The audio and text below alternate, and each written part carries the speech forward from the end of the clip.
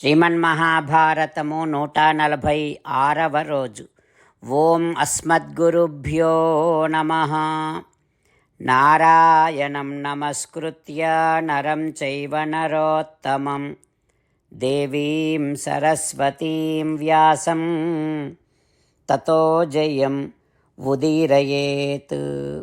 శ్రీమన్మహాభారతము ఆదిపర్వము 125వ అధ్యాయము ద్వారా సూతమహానుభావుడు శౌనకాది మహర్షులందరికీ ప్రవచనం చేస్తూ ఈ రకంగా చెబుతూ ఉన్నాడు. ఓ మహర్షులారా, వైశంపాయన మహర్షి జనమేజయ మహారాజుకు శ్రీమన్మహాభారతాన్ని ఉపదేశం చేస్తూ ఇలా చెబుతూ ఉన్నాడు. ఓ రాజా, మహర్షులు చాలామంది పాండవులను కుంతీదేవిని తీసుకొని హస్తినకు వెళ్ళారు. అక్కడ ఆ హస్తినాపుర వాసులంతా కూడా తం చారణ సహస్రానాం మునీనాం ఆగమం తదా. వేలాది చారణులు మహర్షులు తమ రాజ్యానికి రావటాన్ని విని ఆ హస్తినాపురములోని రాజులు ప్రజలు అందరూ ఆశ్చర్యపడుతూ ఉన్నారు. మొత్తం అందరూ అక్కడికి వచ్చి వారి వారి కుటుంబ సభ్యులను, స్త్రీలను, పిల్లలను కూడా వెంటబెట్టుకొని ఆ తాపస్సులను చూడటం కోసమని బయటికి వచ్చారు. స్త్రీలు, క్షత్రియ సమూహాలు రకరకాల వాహనాల మీద వచ్చారు. బ్రాహ్మణులతో పాటు బ్రాహ్మణ స్త్రీలు కూడా వీరందరినీ చూడడానికని వచ్చారు. ఈ వచ్చినటువంటి వారిలో ఎవరికి కూడా ఈర్ష్య అనేటటువంటిదే లేదు. అభవన్ ధర్మబుద్ధయ, అందరూ ధర్మబుద్ధులై ఉన్నారు. అంతేకాకుండా తథా భీష్మ, శాంతనవ, సోమదత్త, అధ బాహ్లిక. భీష్ముడు, సోమదత్తుడు, బాహ్లికుడు, ధృతరాష్ట్రుడు, విదురుడు వీరందరూ స్వయంగా ఈ మహర్షులందరినీ చూడడానికని వచ్చారు. అంతేకాదు సత్యవతి, గాంధారి కూడా వెలుపలికి వచ్చారు. ఇక ధృతరాష్ట్రస్య దాయాదాహ దుర్యోధన పురోగమాః భూషితా భూషణైః చిత్రైః శతసంఖ్యా వినిర్యయుః. ధృతరాష్ట్రుని కొడుకులు 100 మంది ఆ దుర్యోధనుని ముందర పెట్టుకొని రకరకాల ఆభరణాలు ధరించి వారు కూడా ఈ మహర్షి గణాలను చూడటం కోసం వచ్చి తాన్ మహర్షి గణాన్ దృష్ట్వా శిరోభిః అభివాద్య చ. మహర్షి గణాలందరినీ చూసి శిరస్సు వంచి నమస్కరించారు. అంతా ఇక కూర్చున్నారు లోపలికి తీసుకొని వెళ్ళి. ఆ రకంగా ఆ రాజ్యంలోని పౌరులు, జానపదులు అందరూ నేలకు తల తాకించి అభివాదము చేసి ఆ మహర్షుల సమీపములో కూర్చున్నారు. ఆ తర్వాత ప్రజలంతా నిశ్శబ్దంగా కూర్చొని ఉండటాన్ని గమనించి భీష్ముడు అప్పుడు ఈ మహర్షులందరినీ కూడా అర్చించాడు. అర్ఘ్యపాద్యాదులు ఇచ్చి వారిని అర్చించి రాజ్యాన్ని, రాష్ట్రాన్ని, వాటిని గురించి మహర్షులకు నివేదించాడు. ఆ మహర్షులందరిలో వృద్ధుడైనటువంటి ఒక మహర్షి లేచి ఇతర మహర్షుల అనుమతితో ఇక ఈ రకంగా అంటూ ఉన్నాడు. ఓ సభాసదులారా, పాండురాజు అన్నింటినీ విసర్జించి, కామభోగాలన్నింటినీ కూడా విసర్జించి ఈ రాజ్యము నుండి మేముండే చోటుకు శతశృంగ పర్వతానికి వచ్చాడు. ఆ ధర్మాత్ముడు అక్కడ కందమూలాలనే ఆహారంగా తీసుకుంటూ తన భార్యలతో సహా ఏమాత్రము అలసట లేకుండా యథావిధిగా తపస్సు చేశాడు. ఆయన స్వభావము, నడవడి, తపస్సు చూసి అక్కడ ఉన్నటువంటి మహర్షులందరూ కూడా, తపోమూర్తులందరూ కూడా ఆనందించారు. బ్రహ్మచర్య వ్రతాన్ని పాటిస్తూ ఉండేటటువంటి ఆ పాండురాజుకు ఇదిగో ఈ కుమారుడు యుధిష్ఠిరుడు పుట్టాడు. ధర్మరాజు ద్వారా, యమధర్మరాజు ద్వారా దివ్యమైనటువంటి దైవీ కారణము చేత ఈ యుధిష్ఠిరుడు పుట్టాడు. అంతేకాకుండా ఆ రాజుకు బలవంతులలో శ్రేష్ఠుడైనటువంటి మహాబలుడైనటువంటి ఈ భీముడు కూడా వాయుదేవుడి ద్వారా కుమారుడిగా పుట్టాడు.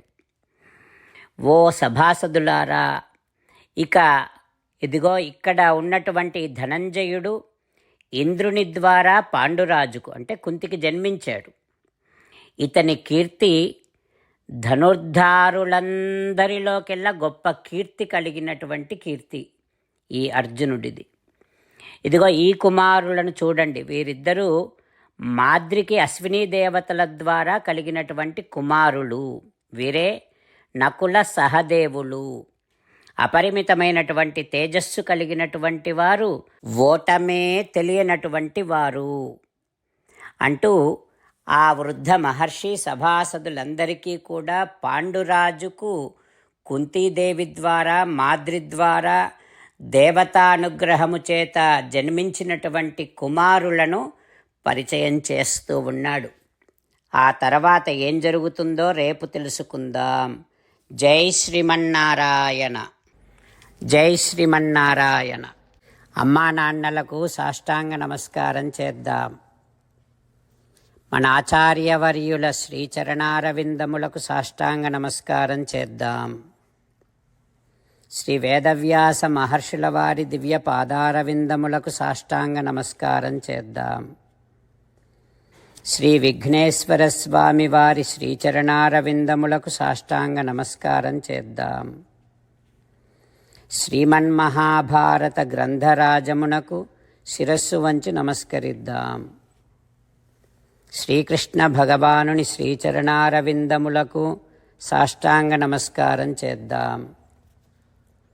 మన హృదయ మందిరములోనే అంతర్యామిగా వేంచేసి ఉన్నటువంటి శ్రీమన్నారాయణుడిని సేవిస్తూ మనని మనము స్వామికి సమర్పించుకుంటున్నామనే భావనాపూర్వకముగా సాష్టాంగ నమస్కారము చేస్తూ స్వామి నామ సంకీర్తన చేద్దాం. శ్రీమన్నారాయణ నారాయణ నారాయణ, శ్రీమన్నారాయణ నారాయణ నారాయణ. శ్రీమన్నారాయణుడే శ్రీకృష్ణ భగవానుడిగా వచ్చి మనందరికీ భగవద్గీతను ఇచ్చి మనందరినీ ఒక 8 పనులు చేయమని చెబుతూ ఉన్నాడు. అందుకని భగవన్ తప్పకుండా చేస్తామంటూ మనం ప్రతిరోజు ఈ రకంగా మాట ఇద్దాం. హో శ్రీమన్నారాయణ, కరిష్యే వచనం తవ, సర్వం శ్రీకృష్ణార్పణమస్తు. జై శ్రీమన్నారాయణ. జై శ్రీమన్నారాయణ. భక్తులకు ప్రత్యేకమైనటువంటి విజ్ఞాపన. మీకు అన్ని విషయాలలో వెంటనే మంచి ఫలితాలు రావాలి అనంటే ప్రతిరోజు 1 నిమిషం వెచ్చించి నారాయణాస్త్రాన్ని చదవండి. ఇక మీకు తిరిగే ఉండదు. నారాయణాస్త్రాన్ని పొందడానికి మీరేం చేయాలంటే నారాయణాస్త్రం అనే వెబ్సైట్కి వెళ్ళి మీ పేరు, మీ ఈమెయిల్ ఇస్తే మీ ఈమెయిల్కి నారాయణాస్త్రం PDF వస్తుంది. అందులో ఒక రామాయణ శ్లోకం, ఒక గీతా శ్లోకం, ఒక విష్ణునామం ఉంటాయి. ఆ 3 కలిపి నారాయణాస్త్రం అంటాం. ప్రతి ఒక్కరికి వేరువేరు శ్లోకాలను ఇస్తున్నాం. ఆ రకంగా ఎవరి శ్లోకాన్ని వారు ప్రతిరోజు తప్పనిసరిగా చదవటం వలన ప్రతిరోజు ప్రతి 24,000 భక్తులతో ఒకసారి సంపూర్ణ రామాయణ పారాయణ, 33 సార్లు శ్రీమద్ భగవద్గీత పారాయణ, 24 సార్లు శ్రీ విష్ణు సహస్రనామ స్తోత్ర పారాయణ జరుగుతుంది. ప్రతి ఒక్కరికి అంతటి విశేష ఫలితము ప్రతిరోజు లభిస్తుంది. అందుకని మీరు, మీ కుటుంబ సభ్యులు అందరూ ఒక్కొక్కరు ఒక్కొక్క నారాయణాస్త్రాన్ని వెంటనే పొందండి. జై శ్రీమన్నారాయణ. శ్రీమద్ భగవద్గీత సారాంశముగా 18వ అధ్యాయములో 65 నుంచి 69 శ్లోకముల ద్వారా శ్రీకృష్ణ భగవానుడు మనందరినీ ఒక 8 పనులు చేయమని చెబుతూ పరమాత్మ ఈ రకంగా అంటూ ఉన్నాడు. ఎవరెవరైతే నేను చెప్పిన ఈ 8 పనులు చేస్తారో వారందరూ నాకు చాలా ఇష్టమైన వారవుతారు. అప్పుడు వారిని నేను సకల పాపముల నుండి, సకల దుఃఖముల నుండి విముక్తులను చేసి నా అంతటి వారిగా చేసుకుంటా, తరగని ఆనందాన్ని అనుభవింపచేస్తా.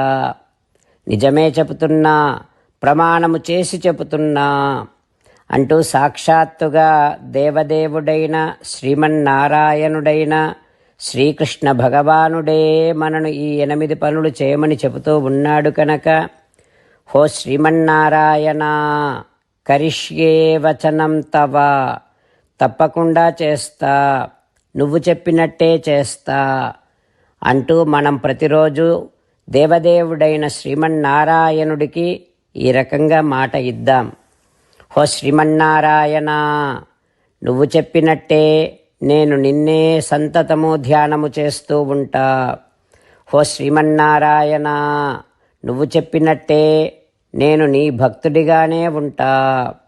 హో శ్రీమన్నారాయణ, నువ్వు చెయ్యమన్నట్టే నేను నా విధులను కర్తవ్యాలను నీ సేవగా నీ తృప్తి కోసమనే సక్రమంగా నిర్వర్తిస్తూ ఉంటా. హో శ్రీమన్నారాయణ, నువ్వు చెప్పినట్టే నేను నీవాడిని అనే మహావిశ్వాసాన్ని సంతతము కలిగి ఉంటూ నా హృదయములో నీకే నమస్కరిస్తూ ఉంటా. హో శ్రీమన్నారాయణ, మామేకం శరణం వ్రజ, నన్నొక్కడిని మాత్రమే శరణు వేడుకో అని నువ్వే అన్నావు కనుక నేను నిన్ను ఒక్కడిని మాత్రమే శరణు వేడుకుంటా. హో శ్రీమన్నారాయణ, మా శుచః, ఇక దుఃఖించకు అని నువ్వే నాకు భరోసా ఇస్తూ ఉన్నావు కనుక నేను ఇక దుఃఖించను. హో శ్రీమన్నారాయణ, నువ్వు చెప్పినట్టే నువ్వు నా కోసమని చెప్పిన శ్రీమద్భగవద్గీతను ఎప్పుడో ఒక్కసారి కాకుండా ప్రతిరోజు కనీసం ఒక్క శ్లోకాన్నైనా అనుసంధానము చేస్తూ గీతోపదేశాన్ని జ్ఞాపకం చేసుకుంటూ ఉంటా. హో శ్రీమన్నారాయణ, నువ్వు చెప్పినట్టే నువ్వందరి కోసమని చెప్పిన శ్రీమద్భగవద్గీతను తెలియని భక్తులందరికీ తెలియచేసే నా వంతు ప్రయత్నాన్ని నిరంతరము కొనసాగిస్తూనే ఉంటా. హో శ్రీమన్నారాయణ, నేను నువ్వు చెప్పినట్టే చేస్తా, నీకు నచ్చినట్టే ప్రవర్తిస్తా, నీకోసమే పని చేస్తూ ఉంటా. కరిష్యే వచనం తవ. సర్వం శ్రీకృష్ణార్పణమస్తు. జై శ్రీమన్నారాయణ.